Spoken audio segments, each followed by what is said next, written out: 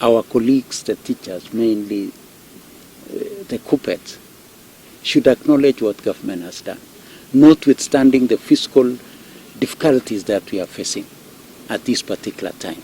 But government has gone out of its way to provide 13.3 billion shillings for implementation of CPA. More than 18 billion shillings, as already mentioned by the CS and the chair of Budget Committee, for purposes of dealing with our junior school teachers.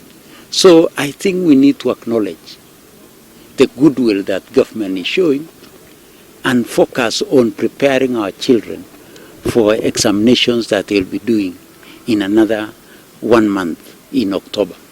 So I think to a very large extent, we have done our part of the bargain as government. And we are asking our colleagues in CUPET, and I thank our colleagues in our primary sector for appreciating the fact that this is time that we have to stand with our children. This school, as the principal, as the head teacher has already told us, they have 38 teachers. The 38 teachers were here. A number of our children were here this morning. And I know most of them usually settle down on the second day. But from what I've seen quite a number of children who are here, which is very good.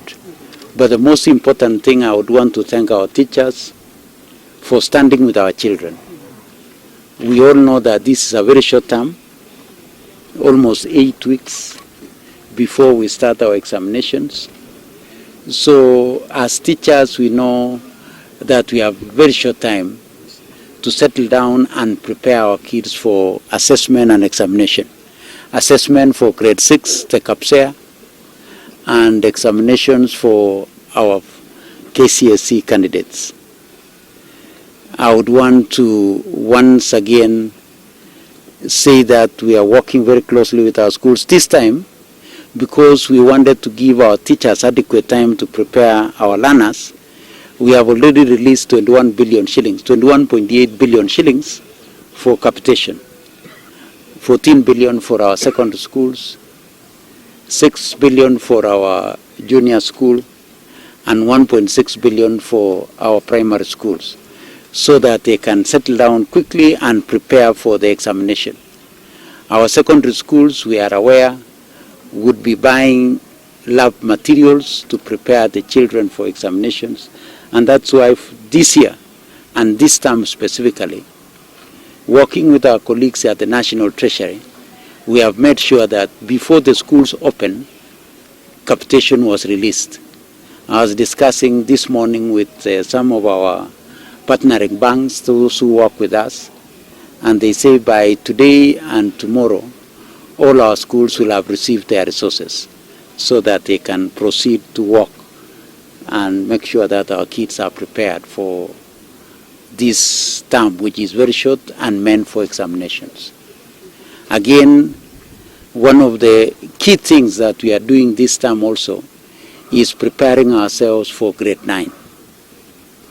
And you have seen this school, Masekonde Primary School, we allocated them 5 classrooms. And I'm very pleased and I'm very happy. I would want to thank the contractor and the people who are working on those classrooms, because as you have already seen, it is already at roofing level, meaning that within the next 1 to 2 months, the classrooms will be ready. I want to assure our parents, I want to assure the country that we are prepared for grade 9. Kenyans told us that 93% of Kenyans told us that they wanted our children in junior school to be in our primary school environment. And that's what we have done. And in preparation, as we speak today, 11,000 classrooms are at various levels of completion. We are working with our members of Parliament, the National Constituency Development Fund. In a short while, they will be supporting us with another 5,000 classrooms. which we have discussed with them. We have allocated 1 billion shillings to Nairobi County because of their unique circumstances. We have another 3.5 billion shillings for our other schools.